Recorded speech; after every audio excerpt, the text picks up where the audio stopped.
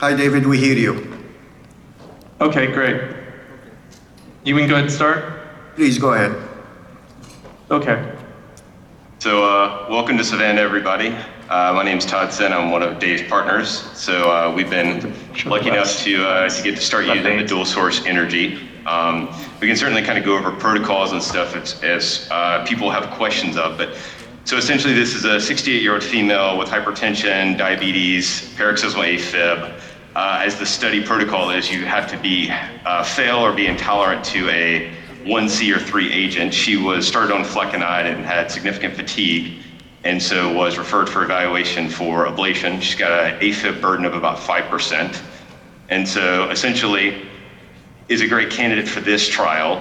Her pre-voltage that we can kind of show, if you want to see it, was a completely normal left atrium, as what you would expect. So essentially with this trial, we do anterior is all radio frequency and inferior posterior is all pulse field. Similar kind of targets for your FTI of 550 for anterior stuff that's RF, and then 380 to 400 for your pulse field. So we're targeting, 550 sure point values anteriorly, and then 380 posteriorly. We've started the anterior ridge here already, and so we'll just do a few more lesions here anteriorly. David, just wanna take a minute and elaborate a little bit on this index you're following. Can you talk to us a little bit about it? Yeah. Sure. I mean, we're using kind of the index from Biosense, where that you're looking at contact, you're looking at stability, and then time. And and for RF power, of course. And this index, you use it both for pulse field ablation as well as for radio frequency ablation, correct? That is correct, yes.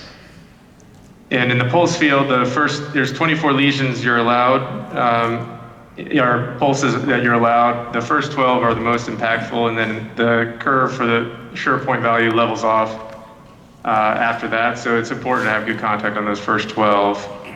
So just to orient a little bit the audience of what you're doing here, if you can show us one of the views on the mapping system, a posterior view, and you keep one of the other views, lateral views, the same? Is that possible?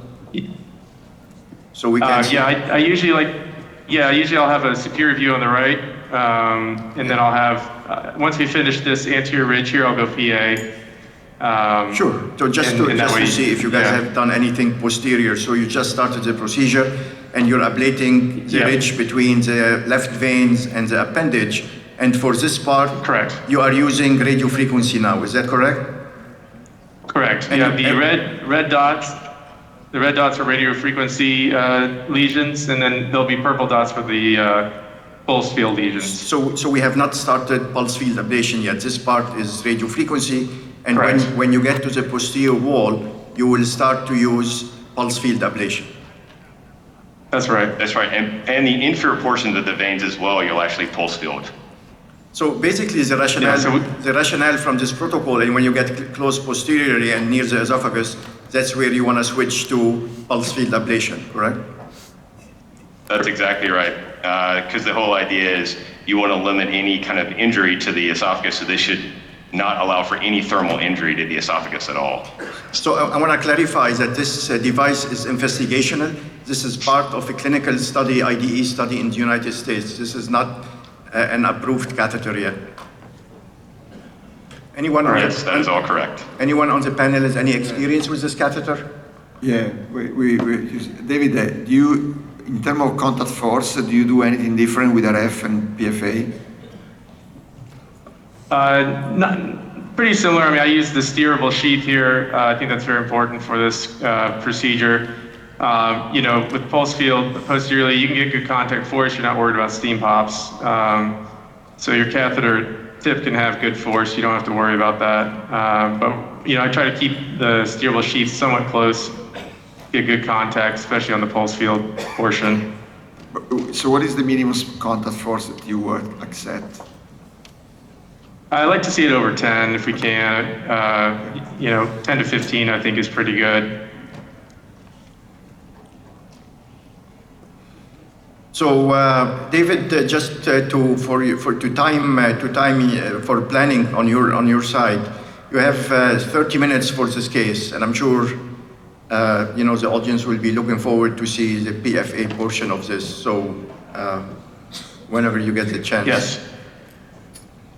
Sure, we'll go ahead and get going here. Right now, we're using an Octave mapping catheter as well. We have a just a CS catheter in place, a decapolar CS catheter. And then you can see signal on the Octave in the right superior pulmonary vein right now. So we do have pulmonary vein signal here. The one thing to note is that with the pulse field cases here, this catheter, as of right now, the mapping catheter is really meant to be not in the same veins that you're ablating. So we do have to we have it over in the right veins right now. That's why it's over there. So you seem to have done ablations on the right side as well. So you finish the RF part first anteriorly on both sides, and then you switch to pulse field posteriorly on both sides? Yeah, so I just for the sake of time, we haven't done all the RF yet. I just did some of it for the sake of time. We just done some anterior lesions on both sides. Haven't completely done the roof on both sides, just anteriorly. So we're going to start some RF here on the left inferior pulmonary vein, and then we're going to come around posteriorly, and then I'll come back up from the roof and down on the left veins, and then we'll do the same over on the right veins. All right, so if you guys are okay, I'll go ahead and continue on. Yeah, please go ahead. We're not gonna delay you. For folks on the panel, this is one of the first applications we see of a dual energy focal catheter. Where do you see the advantages of having dual energy in a catheter? Anyone? I think, the obvious issues of the coronary vasospasm, especially if you are ablating the anterior ridge closer to the thoracoid and the cavatrachus meniscus, I think having the ability to just use RF instead of PFA and not having to worry about the vasospasm issues definitely seems to be an important feature. So, I think, let me just add one thing about efficacy. It is an open question, I think, as to whether or not Am I muted? PVI is all Sorry. you need to achieve, right? If you get PVI with one technology versus the other, PA. you get different outcomes. And specifically, if we look, for example, at Jason Andrade's recent publication on long-term outcomes of cryo versus RF ablation and looking at progression of disease, I don't think any of us would have predicted that you have the same F recurrence rate and yet differences in progression. So I think there are potential reasons why RF could be very interesting. Yeah. As part of the lesion set. So this is obviously part of a protocol where they are using both energies here. But this is for everyone on the panel. Pierre, let's say you have this catheter. Would you use it both RF and PF, or you don't know yet, we're still waiting to see, or you just use pulse field ablation to do even the anterior portion of the veins here? Yes, good question, and I have no clear and scientific answer, of course, to that. My bias is tend to use more PF than RF because I find it simpler, faster, and I'm quite convinced, and I think here we have some data that it's safer. And when it comes to coronary spasm, well, the only bad experience I have with coronary arteries is when is CTI was the right coronary artery, and his mitral isthmus was the circumflex artery. And I can tell you that I have had a couple of patients with severe stenosis and occlusions using RF. Mm-hmm. So I'm not even sure that RF would be superior to PF here. I think I prefer to have a spasm that is transient and that I can prevent by using nitrates before I deliver, as compared to the kind of stenosis or thrombosis you get with RF. I think they started the pulse field part. We see, I think. Can you please show us what you're doing now with the pulse field ablation on the posterior wall? I think these are the purple lesions, correct? Yes, correct. So now that we went inferior and now we're a little bit more posterior, we have switched over to the pulse field. So you can see, you'll see up here, you'll see the force, or the sure point value, the target value. going up, and then you're also going to see the number of pulses. Again, you get 24. This current iteration, it's critical the catheter tip is exactly kind of where you want it, because the first pulse applied is where the marker of the dot is going to be. So if it moves immediately after, or moves before you start, it's not like with RF where the dot will shift to the location. It will be wherever the catheter was when that first lesion is applied. So, Jim, and I think a couple of the things that we have noticed with this catheter so far, so exactly what Dave was alluding to, it is not respiratory gate as it does with RF. And so the point is kind of wherever your catheter is, and it doesn't really shift. The other thing that we have noticed is that it's definitely contact force dependent, which is, I think that's something that we've learned with doing their first iteration with the Varipulse trial, but you don't have an FTI. This is actually a case where that you're looking at the FTI and you see how much that contact force matters with this catheter. So you said you're targeting an index of about 500 or 600 you mentioned earlier.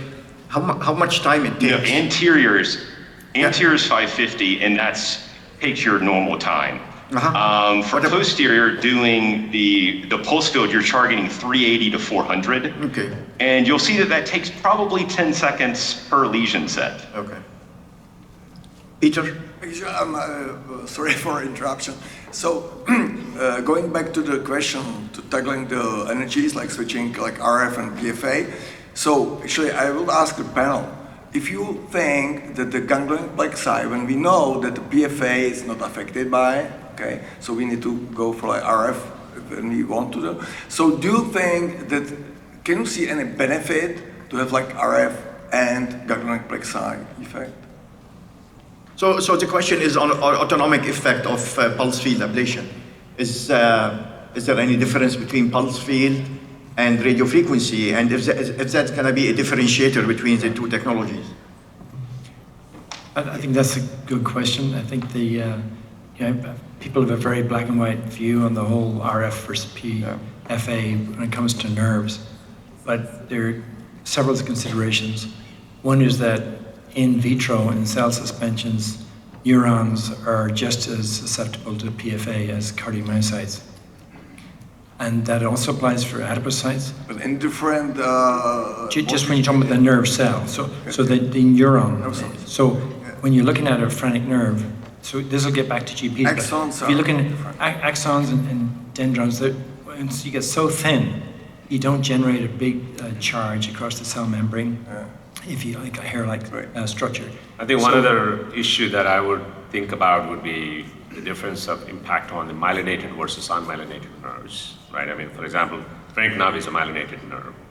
And so its impact on that could be completely different than the unmyelinated autonomic nervous system, whether it's intrinsic, extrinsic, mesenteric stuff that goes on in there. So I think that would be one important area that would be important to study, especially when we are talking about the impact on GPs or the impact on the vagus nerve and all these other issues that we have been dealing with RF, where heat is heat and it will burn through the myelinated or unmyelinated nerves equally well, right? So, there are several publications looking at effect of RF or PF, or cryo for that matter, on ganglia. I think the answer is that there is an effect, it's just not as pronounced, right? But there is an effect, and if you purposely want an effect, I think it's an open question as to whether or not you can achieve that with pulse field. I think you probably can. You probably just have to get a deeper lesion, whether it's repetition or pericardial or whatever it is. But the fundamental question of would additional ganglia ablation improve outcomes is, I think that's a really interesting one. Yeah. I mean, our data don't support that, and we kind of looked at that many years ago when I was in Cleveland. And I agree, actually, in our patient, I don't know if because we do more application, we have seen a change in our rate, like we see with RF, but it doesn't last. It is a very short-lasting change. Yeah, like again, we're talking about few weeks versus months. With RF. Right, yeah. But the older data, Andre, that you're alluding to, that was all contaminated by the fact that you couldn't get reasonable PVI without affecting No, the ganglion. well. You always no. had some concomitant effect. I mean, you couldn't get ablation, Sorry, thermal folks, I have isolation to, without have it, to get to right? David. Not David, really. I David, disagree. you're at the roof now and you're using radio frequency.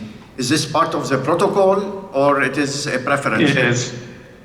It is, yeah, for the roof, since those couple lesions still needed to be done RF because it's the roof. But now that I've done those two lesions, I really completed the roof. I could switch now to PFA. And the transition of the pulse field to RF takes about 10 seconds or so. There's a little bit of a wait there, but now that we've completed these roof lesions, I'll probably do one more here, still roof, but after this lesion, I would switch back to PFA. Switching from RF to PFA is pretty much instantaneous, but if you're going the other direction, you do have to wait just a little bit. But this is part of the protocol, so roof and anterior, and then once I'm done with this lesion, I'll need to switch back to PFA to finish this posterior section right here. So, And another thing too is, Go ahead. go ahead. No, go ahead. I was just gonna say, we don't have any temp probe. I don't know if we mentioned that. There's no temperature probe here. That was Let's switch back to exactly what PFA. I was about to ask you. Seems to be a huge peace of mind to be doing a procedure ablating posteriorly and not worrying about heating the esophagus, which I believe is the biggest single advantage of pulse field ablation. And there is maybe a little bit of heating with pulse field ablation that you can see, but the heating is minimal. And so far, I'm not aware of any cases of esophageal injury with pulse field ablation. Musa, can I ask, I'm not familiar with the ablation index for PF. Yes. Is it comparable to RF? How is it calculated? Which parameters? David, the question is on the index Yeah. Can you elaborate on it? Obviously, Yeah. power is not a factor here because you don't using watts. So what's the formula for the index? I don't have the exact formula, but basically the force and the number of pulses is what determines the number, and it's more of an exponential curve. It really ramps up if I have really good force. One thing to pay attention is in those first 12 lesions, you'll see rapid jump in the number, but towards the end, there are a few lesions posteriorly where I had a little less force, maybe 8 grams or so, and especially towards the end when you get above 12 pulses, it starts to level off quite a bit in terms of the increased value, but you still see increase in value. And this was studied heavily in animal models, the lesion formation compared to RF with the pulses based on force. So in terms of the exact formula, that I can't tell you, but. So that's David, kinda based how it works. on, this is DJ, based on what you have done so far, the reduction in the electrogram size, is it comparable? Like when you compare the PF-based ablation index versus RF-based ablation index, for the same number, do you see a very similar drop in the electrogram amplitude? Yes, yeah, definitely. Okay. Yeah, you definitely see a similar lesion benefit. If anything, I think that we've seen that it's faster with PF. You see more degradation of the signals. No, but faster. we have to be careful with peace, correct? Because pulse field ablation and elimination of electrogram has not been shown to be predictive of lesion durability. So I think what we know about RF ablation and elimination of electrogram, I don't think we can make that extension to pulse field ablation. I see Hiroshi over there. He may have been involved in the early clinical work in developing this index. Yeah, I'm responsible for this ablation index for PFA. So Hiroshi, sorry Yeah. for 1 second. While you're answering that, I want to ask David. He's waiting for us. Please don't wait for us. Proceed with the case. Continue. I see you put the catheter in the vein. Is that showing us? Is it isolated? Yeah, so we have, it looks like we have a little bit of signal here. So that's what we're going to check to see where we have So early just activation. for guidance, for a little bit of clarification for the audience, what we see on the recording system, all these colors of the intracardiac electrogram, this is the multipolar catheter in the pulmonary veins. It is. This yellow and this is the blue and okay. And we see some Yeah, this connection, is- maybe in the yellow. Where is the yellow? 1, 2. Is that anteriorly? Is that or posterior? So red, this is the red is going to be earliest entrance into the vein, and that's what we're trying So to we're kind of looking like that it's posterior carina is the lead. Yeah. Where that we still have connection. So And you as part of the protocol, when you're doing the carina, you're supposed to do RF. And then after you've completed all of your ablation, you're testing with adenosine or isoproterenol, whichever one that you choose, then that's supposed to be with pulse field is the recommendation. Even if it's posterior, you do carina with RF? Can it, That's correct, yes. Hiroshi? Okay, talking So about, Yeah, go if ahead. it's if you have not achieved first pass isolation, then you're still sticking with protocol. And posteriorly it's pulse, and anteriorly it's RF. So you did, So just we- also for clarification, you did an activation map inside the area, inside the circle, and you found an area of early activation where we see that red area in the posterior wall, and you're going to target it with pulse field ablation now, correct? Correct. Yeah. Hiroshi, do you want to go on Yeah, while yeah. David is isolating that vein? okay, yeah, talking about the PFA ablation index, we developed so contact force 5 to 50 gram range. Within this range, we don't care any contact force. And the PFA high voltage application, high voltage, fixed high voltage. But we have the number of the application is that's a variable. You can do up to 24 applications. We spend a lot of time meticulously in beating and you're swine on beating pulse. of the study, and then make a long story short, we make a lesion 2 millimeter up to 8 millimeter lesion depth by using this caster, and then accuracy prediction in the beating heart study, plus minus 1 millimeter accuracy predict lesion depth 80%, 1.5 millimeter accuracy 95%. Still have space we can improve, but. So Hiroshi, Yeah. according to the work you did, about 400 index, Yeah, how much depth that translate into? 400 means a 400 millimeter lesion, maximum lesion depth. Okay. And they're talking about the electromagnetation. Right now, we're spending a lot of time to systematically analyze, but as we know, the elimination potential, it's not reliable, PFL application. That's the biggest problem for the PFL ablation. We talk about the Friday afternoon session. Okay, thank you. So David, just a quick reminder, you have about 6 minutes left, so just please keep that in mind. No, I want to ask Okay. both Luigi or Hiroshi, because so is the index based on, it's sort of something that applies to any variables. I'll tell you what we observe in some case, because the depth of the tissue, it's way more in patient than in animal model. And I've seen plenty of technology that in animal work All right, let's go to the right. they don't work in patient. No, So I wanted to say, because I'll tell you what we observe. Sorry for the interruption. I think he's going to Yeah. show us the vein is isolated here, correct? Yeah. Correct. Yeah, you can see here. There's on the live screen. There's no signal in the pulmonary veins here at this point. So we're gonna switch over to RF and start the right pulmonary veins.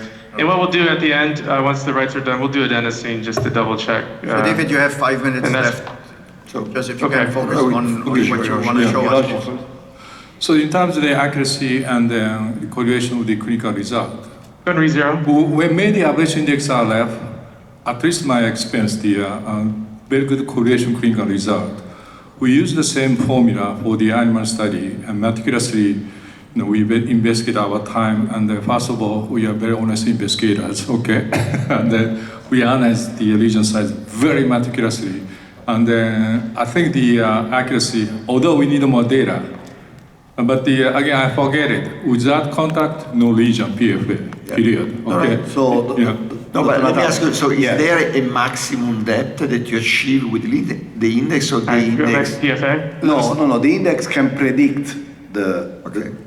the depth, can predict when you have depth or not. I think how much is the depth depends from the tool you're using and the treatment. No, I'm talking about this catheter, not the tool. I'm talking about this catheter. So what I'm trying to say, the index will guide you in, we have an example, for example, you have 30 grams force and you have an index of 300, you have a worse lesion than if you have less force but you wait to 600. The depth goes from 2 millimeter to 4 millimeter. Luigi? So what is the max? Andrea, sorry, we have 4 minutes left. So I want to give David, we can continue this conversation throughout it. I want to give David a chance to, 4 minutes, David, to let us know, summarize the case, and let us know what you're doing now and what your plan is for the remaining part of the case. And your thoughts about this catheter you're using. You've done a few of these cases now. Yeah, so I think the catheter is quite effective. I think the peace of mind of not having posterior wall temperature probe monitoring and more concerned about esophageal injury is a very beneficial thing, and it's on a platform we're all very used to with the catheter that we're using here. So the learning curve is extremely fast, and the safety will likely, hopefully, be improved here as well. So I think it's a very encouraging technology. I know I'm running out of time, so if you want, I can show adenosine on the left, or I can keep going here as we're doing. I mean, listen, the idea from this is not to interrupt your workflow. So whatever you like to show us in the remaining 2.5 minutes, feel free to do it. Yeah, the nice thing about this does not change your workflow at all. It's just you're toggling between RF and PF. You're not getting the esophageal injury risk. You essentially, the workflow is you isolate the veins, which is